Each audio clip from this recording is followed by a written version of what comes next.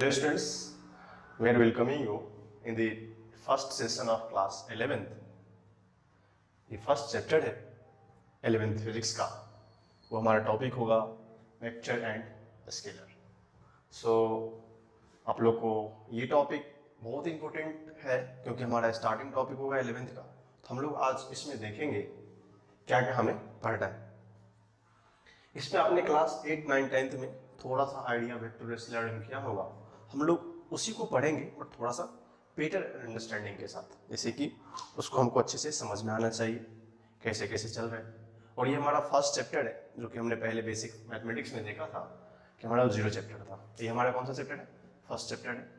I hope आप लोग को अच्छे से समझ में आए। तो हम लोग चलिए शुरू करते हैं वेक्टर ये टॉपिक को। देखिए, इस टॉपिक को शुरू करने से पहले हमें कुछ चीज़ जानना होता है। जैसे हम शुरू करते हैं, एक वर्ड होता है फिजिकल क्वांटिटी। आपने नाम सुना होगा, क्या होता है वो? Physical quantity.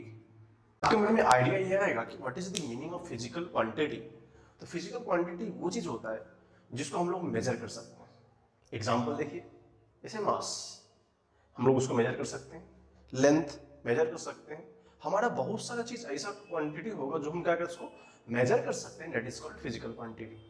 तो उसको हमको समझने के लिए एक सिंपल सा एनालॉजी मिल जाएगा कि जितने भी क्वांटिटी को हम मेजर कर सकते हैं that is called as physical quantity. तो इसको बोलने के लिए फिजिकल क्वांटिटी वो क्वांटिटी होगा जिसको हम लोग क्या कर सकते हैं, मेजर कर सकते हैं। इसका छोटा सा डिस्क्रिप्शन है, उसको देखेंगे। दोज क्वांटिटी, देखिए इसका डेफिनेशन है, those quantity which is measurable is called as physical quantity. इसका सिंपल सा मीनिंग होता है जितने क्वांटिटी को हम मेजर कर सकते हैं वो क्या होता है, हमारा फिजिकल क्वांटिटी होता है। अगर हम लोग एक बेस्ट एग्जांपल्स इसको देखना चाहें तो कौन कौन सा क्वांटिटी फिजिकल होगा, कौन कौन सा क्वांटिटी फिजिकल नहीं होगा। जैसे मान लीजिए हम एक एग्जांपल लेते हैं। इसमें एग्जांपल में सबसे फर्स्ट एग्जांपल होगा मास का। हम लोग मान लेते हैं मास एक मेजरेबल क्वांटिटी है, क्योंकि हम लोग जब भी मास की बात करते हैं तो क्या होता है, हमको हाउ मच वेट, केजी, ग्राम, उसके पर्टिकुलर यूनिट होते हैं जिसको हम मेजर कर सकते हैं। सेकंड होता है लेंथ, थर्ड होता है टाइम। ऐसा बहुत सारा क्वांटिटी है, एक्सेट्रा। ऐसा बहुत सारा क्वांटिटी है जो क्या मेजरेबल होता है। तो हम लोग मास को मेजर कर सकते हैं, लेंथ को मेजर कर सकते हैं, टाइम को मेजर कर सकते हैं, दैट इज और सारे क्वांटिटी होंगे। इस तीनों को हमने छोटा सा एग्जांपल लेके देखा, मेजर कर सकते हैं। अब आपके लिए छोटा सा ट्रिक की बात है, कुछ सोचेंगे। हमने बोला कि जो क्वांटिटी मेजरेबल हो उसको फिजिकल क्वांटिटी बोलते हैं। एक पे आपको एग्जांपल देते हैं, सोचेंगे इसमें। हैप्पीनेस, हैप्पीनेस क्या एक मेजरेबल क्वांटिटी है? कभी सुना है आज हम 2 kg हैप्पी हैं? नहीं। इसका मतलब happiness it is not physical quantity. उसी तरह उसका सिमिलर एग्जांपल सैडनेस। हम लोग कभी दुखी होते हैं, लव, जो नेचुरल फीलिंग्स होते हैं, क्या ये सब भी तो हो सकता है emotions, how much emotion you, how much आप किसी के लिए सैडनेस है, लव, सैडनेस एंड हैप्पीनेस, ये सब भी क्वांटिटी है। क्योंकि मैं आपको इसलिए एग्जांपल बता रहा हूं क्योंकि एक बार मेंस में जो पहले ट्रिपल हुआ करता था उस साल इसने क्वेश्चन पूछा था। 4 ऑप्शन दिए थे, बहुत पहले की बात है। उसने पूछा था which of the following is physical quantity. उसमें 3 ये थे और चौथा वाला कोई इधर का था। तो हमको पता चलना चाहिए happiness we can not measure, that is a physical quantity, नहीं हो सकता वो। सैडनेस हम लोग बता नहीं सकते हम लोग कितना दुख है, बहुत दुखी, बट कितना दुखी वो बता नहीं सकते, इसलिए वो क्या होगा, फिजिकल क्वांटिटी नहीं होगा। Love we can not express how much anyone love anyone, correct. Similarly emotions, कोई लोग होते हैं बहुत इमोशनली अटैच्ड होते हैं, कमजोर होते हैं, दैट्स व्हाई इस सब वर्ड को हम लोग एक्सप्लेन नहीं कर सकते। ये ह्यूमन अफेयर्स है, ह्यूमन बिहेवियर्स है। तो जितने भी टर्म है ये सब क्या होगा, this is not a physical quantity. तो ये जो एग्जांपल हमारा है वो क्या होगा, हमारा फिजिकल क्वांटिटी नहीं होगा। तो हमको अभी एक आइडिया मिल जाएगी ये फिजिकल क्वांटिटी नहीं है।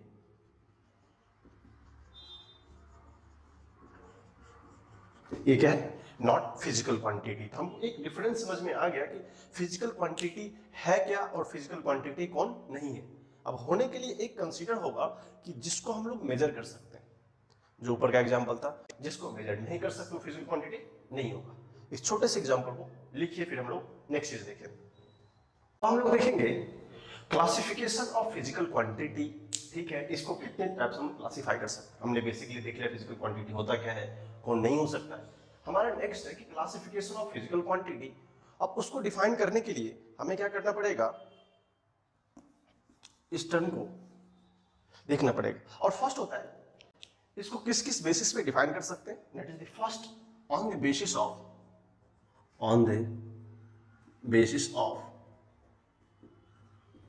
डायरेक्शन। जो फिजिकल क्वांटिटी होता है हम लोग फर्स्ट किस बेसिस पे डिफाइन करते हैं, on the basis of direction. Physical quantity two types के होते हैं on the basis of direction. कितने टाइप होते हैं, टू टाइप होते हैं। इसमें होता कौन कौन सा टाइप है, एक होता है हमारा scalar, this one is vector. इसका फर्स्ट क्वांटिटी होता है scalar and scalar quantity, and second is vector quantity.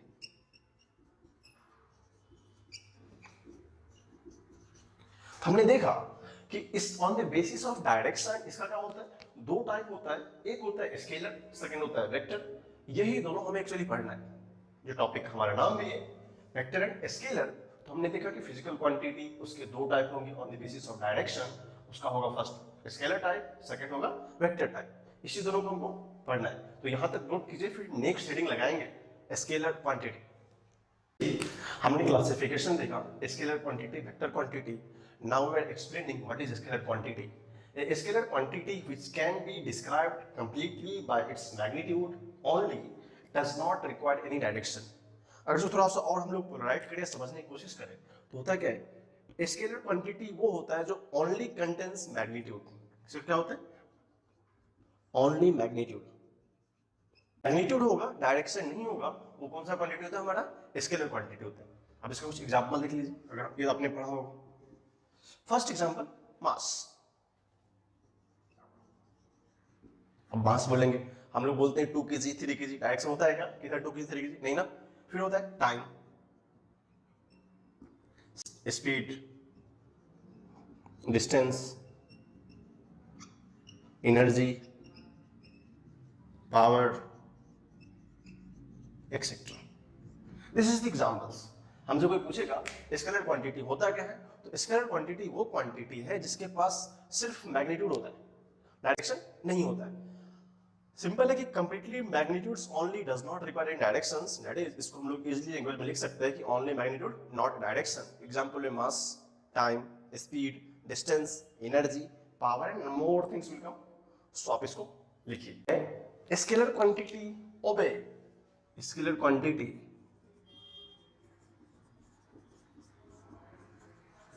Scalar quantity obey ordinary algebra rule, ordinary algebra rule. ये कौन सा होगा, अगर इसको एग्जांपल देखो तो जिस तरह हमने पढ़ा है 2 + 2 4 होता है, जस्ट लाइक स्केलर भी क्या करेगा, वो फॉलो करेगा। 2 + 2 2 + 4 6 एंड 1 - 2 -1, 1 + 4 5 एक्सेट्रा। ये सिंपल जो ऑर्डिनरी रूल होंगे अलजेब्रा का, scalar quantity obey ordinary algebra rule. जो भी उस अलजेब्रा में जनरल रूल्स होते हैं, कैसा 2 + 4 6 1 - 2 -1 1 + 4 5 एक्सेट्रा, इस तरह का रूल क्या करता है, वो स्केलर क्वांटिटी फॉलो करता है। इसमें हमने एक और मेन एग्जांपल देखा था, आप एक दो एग्जांपल और ऐड कर लीजिए इसमें। इलेक्ट्रिक करंट सबसे इंपॉर्टेंट है, इलेक्ट्रिक करंट एंड एक्सेट्रा। इसको लिख लीजिए, ये हमारा ब्रीफ डिस्क्रिप्शन अबाउट है। हमें इतना डीप में स्केलर नहीं पढ़ना, बिकॉज हमने क्लास 8 9 में इसको अच्छे से पढ़ा है, तो हमारा शॉर्ट फॉर्म इंफॉर्मेशन है अबाउट स्केलर क्वांटिटी। इसको अच्छे से लिखिए, फिर हम लोग नेक्स्ट क्वांटिटी की ओर चलेंगे। Vector quantity. वेक्टर क्वांटिटी होता क्या है, physical quantity which have magnitude and direction both and also follow the triangle law of vector addition. हम लोग इस टर्म को बाद में डील करेंगे, what is the meaning of triangle law of vector addition. ये पार्ट हम बाद में इसको एक्सप्लेन करेंगे। इसको हम लोग आसान भाषा में समझना चाहे, जनरली क्या होता है, दैट इज, इसके पास क्या होगा, magnitude as well as direction, magnitude as well as direction and also follow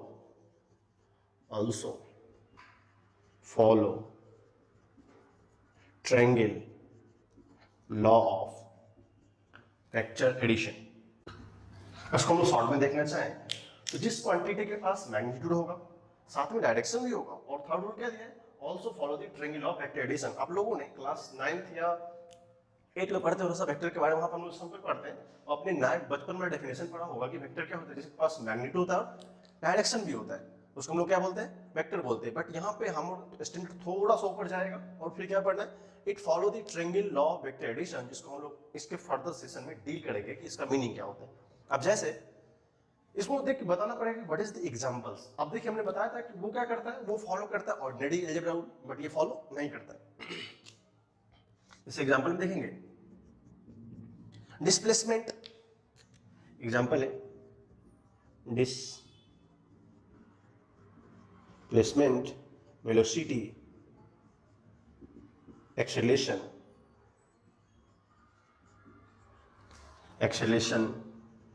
force, etcetera, इतना कुछ होगा। एक्स्ट्रा डिस्प्लेसमेंट एग्जांपल होगा, वेलोसिटी होगा, एक्सेलरेशन होगा, फोर्स होगा, और बहुत सारे एग्जांपल्स आएंगे। इस डेफिनेशन को इस एग्जांपल के साथ अच्छे से लिख लीजिए, लिखा होगा। अब देखिए नेक्स्ट होता है, हमने देखा कि हमको चलिए इसका क्वांटिटी डीप में पढ़ना नहीं, वेक्टर के बारे में अच्छे से पढ़ना है। देखिए हमने एग्जांपल्स देखा, अब होता है कि what is the representation of vector.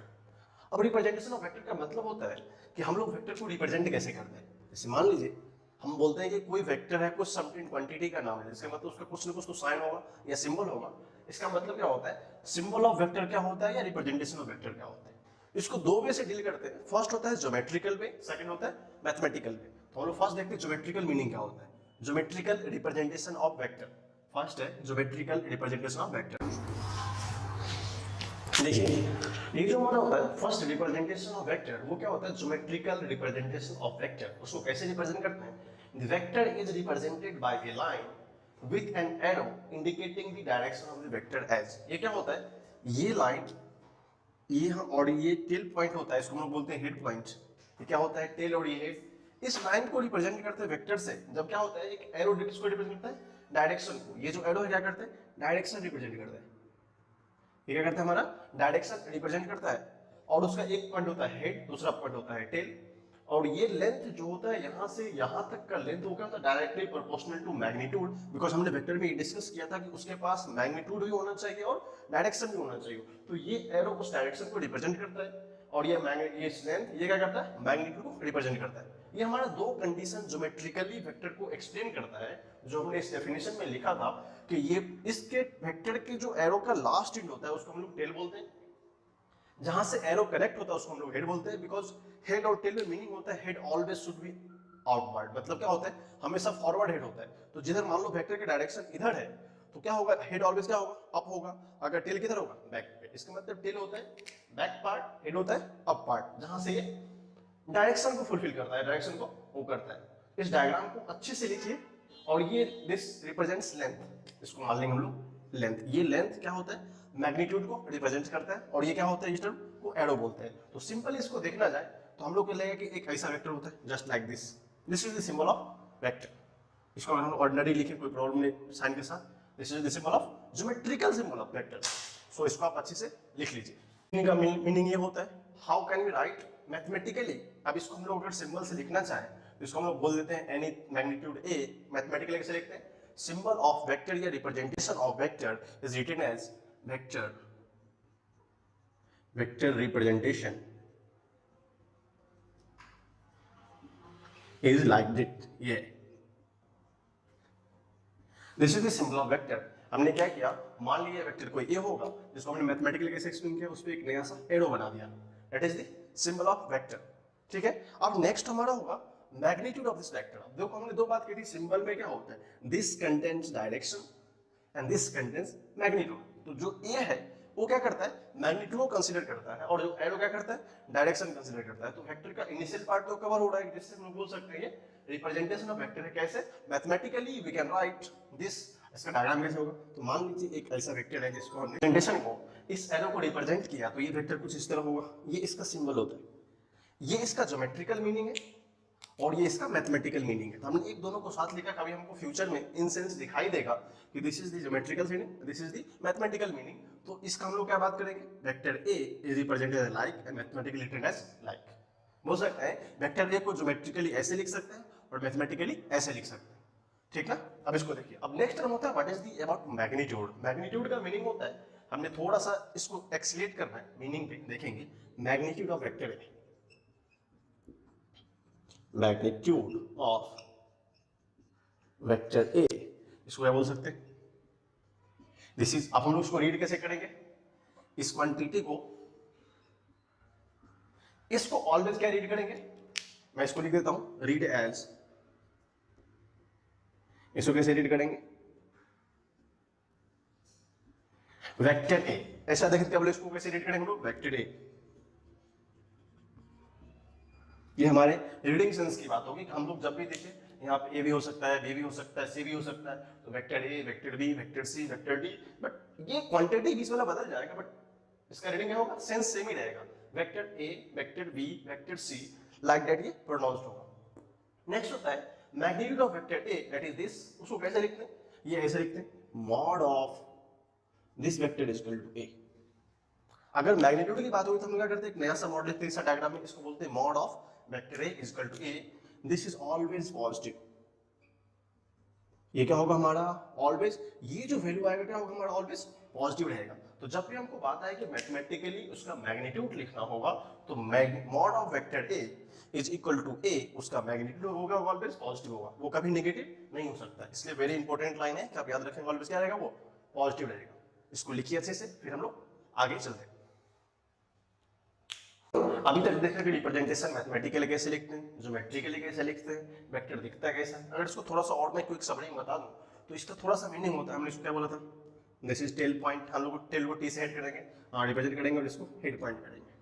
अब क्या होता है, ये इसका इनिशियल पॉइंट होता है, ये इसका फाइनल पॉइंट होता है, ये इसका डायरेक्शन शो करता है, ये जो सिर्फ लेंथ होता है वो क्या होता है, उसका मैग्नीट्यूड होता है। अब देखो, हमने दो चीज की बात की, मैग्नीट्यूड को डिस्कस करना एक बिग कंसर्न नहीं है, क्योंकि अब 2, 4, 6, 7 पूरा बेसिक मैथमेटिक्स आप पढ़ के आए, उसमें से आपने क्लास 9, 10 में पढ़ा है। बट एक मेन सा डायरेक्शन कैसे डिफाइन करते हैं, सर डायरेक्शन का पता नहीं है, हम लोग क्या करेंगे, बेसिक नॉलेज ऑफ डायरेक्शन देखेंगे। नॉलेज ऑफ डायरेक्शन है क्या, हमको डायरेक्शन का मीनिंग क्या पता होता है, तो हमारे नेक्स्ट हेडिंग होगा, वो होगा नॉलेज ऑफ डायरेक्शन। डायरेक्शन का नॉलेज कैसे होता है, अब मान लीजिए हम लोग अपने रियल लाइफ में बहुत सारा चीज अप्लाई करते हैं, उसकी डायरेक्शन कैसे डिसाइड करते हैं। मैं आपको एक एग्जांपल देता हूं, मान लीजिए आपको यहां से 10 मीटर ईस्ट जाना हो, आप बोले कि देखो ईस्ट में एक वर्कशॉप है जहां पे तुम्हें पेन मिलता है या कोई अपना रिक्वायरमेंट से वहां से लेकर, तुम सबसे पहले पूछते हो क्या आप कि वहां से डायरेक्शन किधर जाना है। अगर आपकी मम्मी ने आपको बोला कि आपको जाना है यहाँ से शॉप जाना है, मान लो शैम्पू लाना है आपको, तो क्या करोगे, पहले पूछोगे मम्मी दुकान किधर है, पूछोगे ना। उसके लिए सबसे पहले आपको डायरेक्शन का सेंस होना चाहिए। अगर आप विदाउट डायरेक्शन जाएंगे तो आप उस पर्टिकुलर शॉप पे नहीं पहुंच सकते। तो हमको जो बेसिक नॉलेज होता है डायरेक्शन का, वो हमको 4 डायरेक्शन होता है, हमें पता है, east, west, south and north. अब आपने सब ज्योग्राफी पढ़ा होगा, उसका थोड़ा सा रिप्रेजेंटेशन देखेंगे, फिर आपको आइडिया लगेगा क्या होता है इसके मीनिंग। अगर सबको पता है तो मैं इसको ऐसे लिख सकता हूं, this represent east, this represent west, this represent north, this is south. मैं सबका फुल फॉर्म लिख देता हूं, E represents east, W represent west, N represent north, S represent south। आपको प्रॉब्लम होने चाहिए, ईस्ट, वेस्ट, नॉर्थ, साउथ, ये जो इसका रिप्रेजेंटेशंस होते हैं, नॉर्थ, वेस्ट, साउथ, ईस्ट, ये हमारा सिंपल डायरेक्शन होता है। अगर हम लोग 2D में इसको देखना चाहें, जैसे मान लीजिए मैं इधर खड़ा हूं, अगर मैं अपना ईस्ट इधर को माना तो वेस्ट बैक पार्ट होगा, this is north, this is south. इसी तरह हम लोग 2D डायग्राम में इसका रिप्रेजेंटेशन करते हैं, इसको लिख सकते हैं 2D representation of direction. This is 2D representation, क्योंकि हम लोग ईस्ट वेस्ट और 3D ऑब्जेक्ट्स है, इसको क्या करते हैं, बोर्ड के प्लेन में हम लोग ऐसा बनाते हैं, ईस्ट एंड वेस्ट। अब इसी डायरेक्शन से हम लोग क्या करेंगे, जो इसका सेंट्रल पॉइंट है उसको हम लोग मान लेते हैं ओरिजिन पॉइंट या पोल, क्योंकि यहीं से हम लोग डिसाइड करते हैं, हर एक चीज का एक मेजरमेंट का डायरेक्शंस होता है, जहां से हम लोग क्या करते हैं, डिसाइड करते हैं कि वो किधर जाना है। अगर ये नहीं कि हम लोग को फिक्स पॉइंट रहेगा, हम जिस पॉइंट पे खड़े हैं उस पॉइंट से भी डिसाइड करते हैं ये हमारा ओरिजिन पॉइंट है, यहाँ से हमें ईस्ट जाना है कि वेस्ट जाना है कि नॉर्थ जाना है कि साउथ जाना है, ये हम डिसाइड कर सकते हैं। तो हमने क्या किया, ये हमारा ओरिजिन पॉइंट है जो डिफाइन करता है कि ये क्या होगा, हमारा डायरेक्शन कैसा हो। मैं आपको छोटा सा आइडिया बताता हूँ, आप सबने न्यूज चैनल का नाम सुना है, news. What is the meaning of news? अब देखेंगे न्यूज का फॉर्मूला क्या होता है, NEWS, ये न्यूज होता है। अब देखो N means north, E means east, W means west, S means south, सबका मीनिंग होता है। इस न्यूज का अगर अल्टीमेट मीनिंग देखा जाए तो इंफॉर्मेशन फ्रॉम ऑल साइड, बोलते हैं ना, हमने टीवी सुना होगा, हम आपको दुनिया की चारों तरफ की खबरें सुनाएंगे, बोलते हैं ना। कोई न्यूज चैनल आता है शुरू को बोलता है कि दुनिया की सारी खबरें, इसका मतलब दुनिया उस सेंटर के रिस्पेक्ट में ऑल साइड पे एग्जिस्टेड है। जैसे नॉर्थ हो गया, ईस्ट हो गया। मान लो हम इंडिया में, हमें किसी ने यूएस का न्यूज सुनाया, रसिया का न्यूज सुनाया, बंगाल का न्यूज सुनाया, या फिर चाइना का न्यूज सुनाया। हम बॉम्बे में है तो हमको बॉम्बे सेंटर पॉइंट लगता है, या पुणे में हो, जहां भी हो। तो क्या होता है, इसका मीनिंग होता है इंफॉर्मेशन फ्रॉम ऑल साइड। अगर इसका सच में नहीं, क्या होता है, इंफॉर्मेशन फ्रॉम ऑल साइड। इसलिए तो हम लोग क्या बोलते हैं, इसको न्यूज बोलते हैं। और मान लो न्यूज पे क्या करें, वो एक ही जगह न्यूज है तो न्यूज थोड़ी है, वो क्या होगा, व्यू हो जाएगा, न्यूज नहीं रहेगा। तो क्या होगा, ये न्यूज है, न्यूज का फॉर्म है इंफॉर्मेशन ऑल साइड। क्या नॉर्थ, ईस्ट, साउथ, वेस्ट सबको मिक्स करने पे एक न्यूज बना। आपको मैं एक और छोटा सा ट्रिक एग्जांपल है, देखेंगे उसको। जिस तरह हमने न्यूज के बारे में देखा था, न्यूज होता है इस तरह, NEWS, ठीक ना।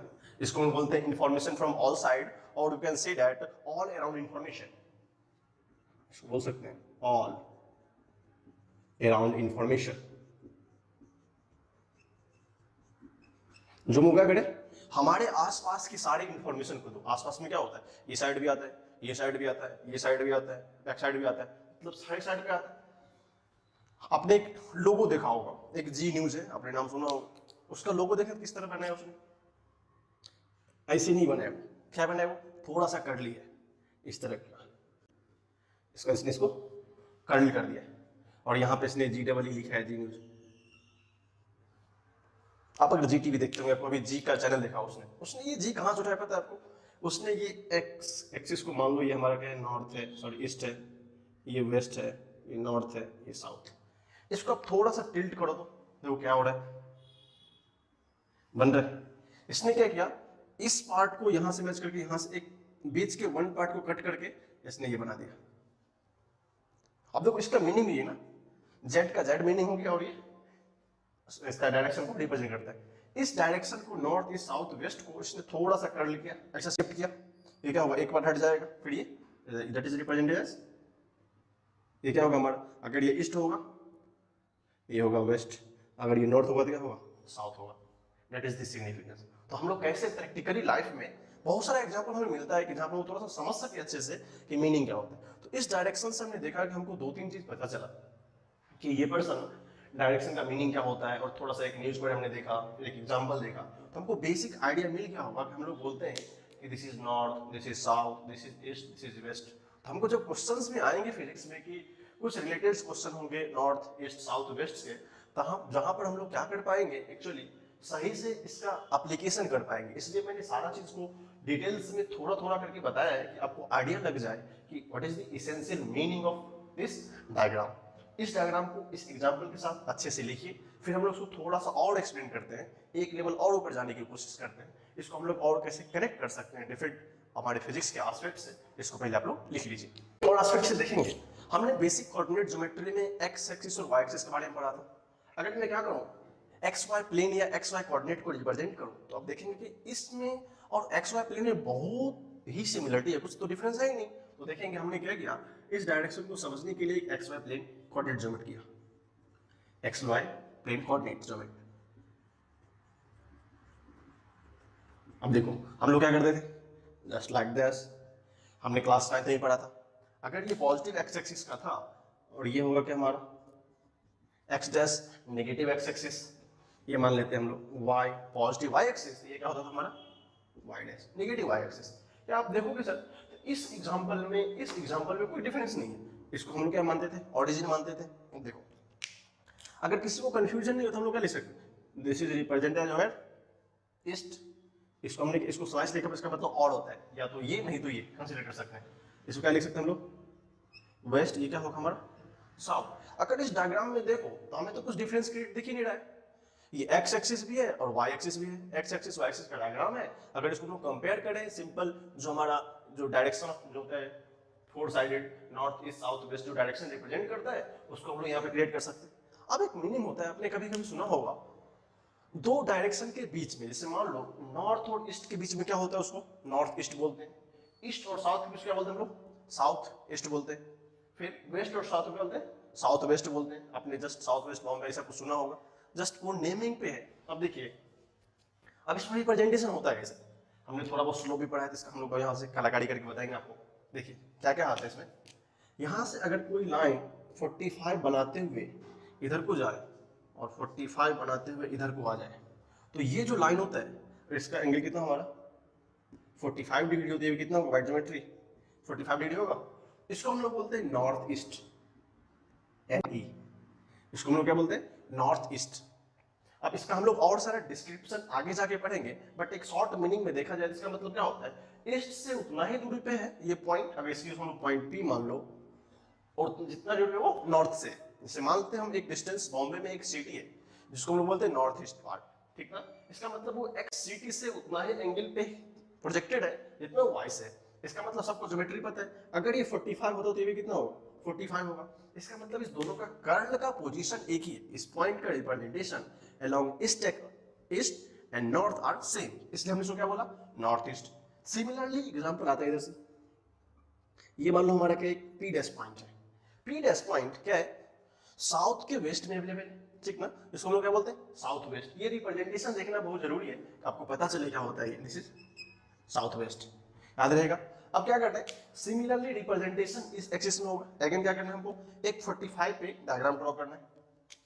हमने क्या किया एक 45 पे डायग्राम ड्रॉ किया, इसका मतलब ये एंगल भी 45 है तो ये भी कितना होगा हमारा बाय ज्योमेट्री 45 होगा। अब देखो अगर यहाँ मान लेते हैं ये पॉइंट Q है, ये Q डैश इसको मान लो और ये पॉइंट मान लो Q, हमसे पूछेगा कि इसका डायरेक्शन क्या है। सिमिलरली फिर से वेस्ट से वो उतना ही एंगल में प्रोजेक्ट जहां से वो नॉर्थ से, तो क्या बोलते north west, that is called as north west. ये जस्ट साइन आपको ज्योमेट्री में सब बहुत सॉरी ज्योग्राफी में आपने पढ़ा होगा बहुत सारा इसके बारे में, इसलिए हम ज्यादा डिस्कस नहीं करें, इसका मीनिंग सिर्फ देखें क्या होता है। इसी पॉइंट क्या होगा साउथ ईस्ट, क्या लिखा हम साउथ ईस्ट, जैसे दिल्ली में एक जगह है साउथ ईस्ट कैलाश, ठीक ना, तो वो जगह है साउथ ईस्ट कैलाश दिल्ली में, तो हम लोग उस डायरेक्शन को दिल्ली स्टेशन से या किसी और स्टेशन से काउंटर कर सकते हैं। आपने नॉर्थ ईस्ट देखा होगा, नॉर्थ ईस्ट इंडिया का पार्ट है, साउथ वेस्ट बॉम्बे में होता है, थोड़ा थोड़ा ये सब फैमिलियर वर्ड लग रहा होगा कि सर हमने नॉर्थ ईस्ट भी सुना है, साउथ ईस्ट भी सुना है, नॉर्थ वेस्ट भी सुना है और ये साउथ वेस्ट भी सुना है, ठीक ना, ये सारा एग्जाम्पल्स हमको दिख जाते हैं। तो हमने यहाँ से दो चीज देखा कि हमने जिस तरह ज्योमेट्री को उस पर्टिकुलर डायरेक्शन के साथ, या तो वो नॉर्थ हो या ईस्ट हो या साउथ हो या वेस्ट हो, इस तरह से कोऑर्डिनेट करके एक दो तीन डिफरेंट डायरेक्शन को एग्जम्प्ट किया है। अब हम लोग ये हमको बेसिक आइडिया मिल गया कि कैसे कैसे ये एग्जम्प्ट हो सकता है, फिर प्रोपेल कर सकते हैं या बना सकते हैं हम लोग क्वेश्चन के फॉर्म में इन फिजिक्स। तो ये हमारा इनिशियल डायरेक्शन है, इसको अच्छे से लिखिए, फिर हम लोग इसको आगे और एक स्टेप फर्दर चलेंगे, इसको अच्छे समझेंगे। हमने इसको देखा, ये हमारा रिप्रेजेंटेशन है। अब हम क्या करते हैं कुछ एग्जांपल्स लेते हैं और इसको समझने की कोशिश करते हैं कि साइन का मतलब क्या होता है, हमारे लिए क्या रिक्वायरमेंट है, ठीक ना।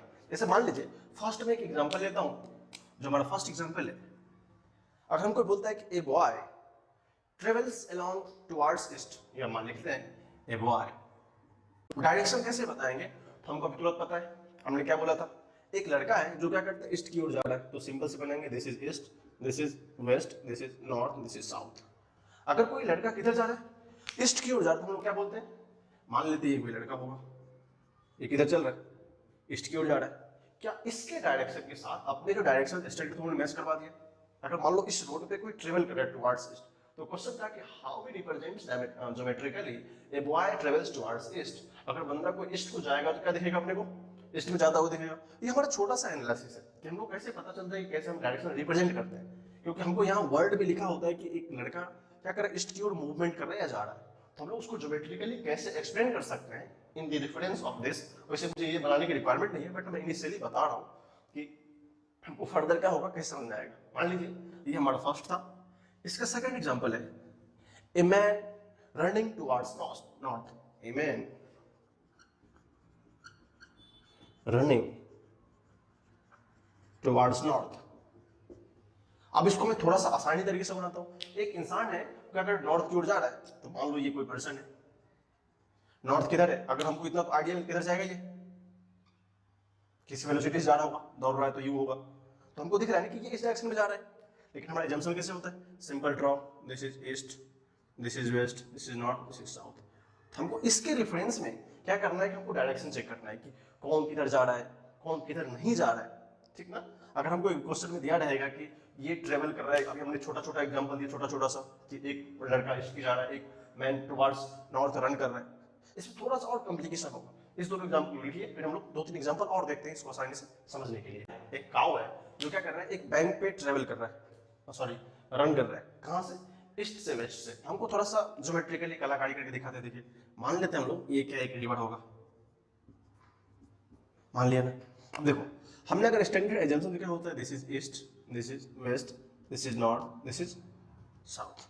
अगर हमसे कोई पूछेगा अगर ये रिवर का बैंक है, ये वाला पार्ट ये इसका बैंक होगा, तो को गांव काय किधर से आएगी, ईस्ट टू वेस्ट का मतलब क्या होगा, ये इधर से दौड़ रही होगी। तो मान लो अगर ये काऊ है, था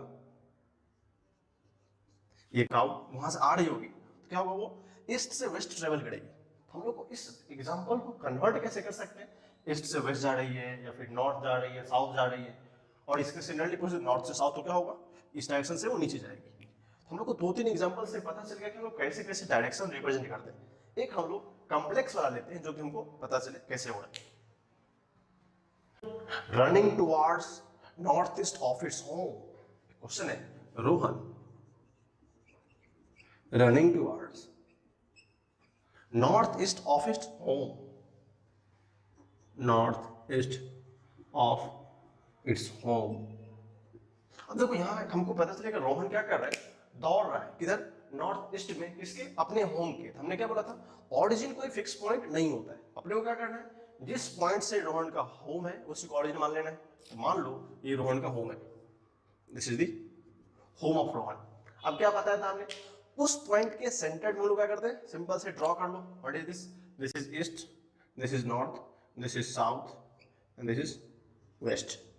हमने क्या पढ़ाया था, नॉर्थ ईस्ट का मीनिंग है कि कुछ इस डायरेक्शन में जाएगा, वो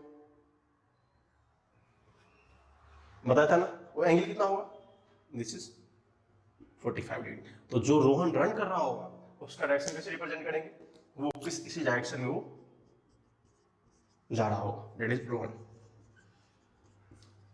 आपको इस एग्जांपल से थोड़ा बहुत आइडिया लग गया होगा कि हम लोग डायरेक्शन को कैसे कैसे मैनिपुलेट कर सकते हैं, अरेंज कर सकते हैं, क्वेश्चन के अकॉर्डिंग लिख सकते हैं। तो हमने जो आज देखा नॉलेज ऑफ डायरेक्शन में, और हमने कोऑर्डिनेट ज्योमेट्री में देखा था स्लोप कैसे लिखते हैं, वो सब part we are well known in basic mathematics. So write this example, now we are moving to the next part, so after this diagram.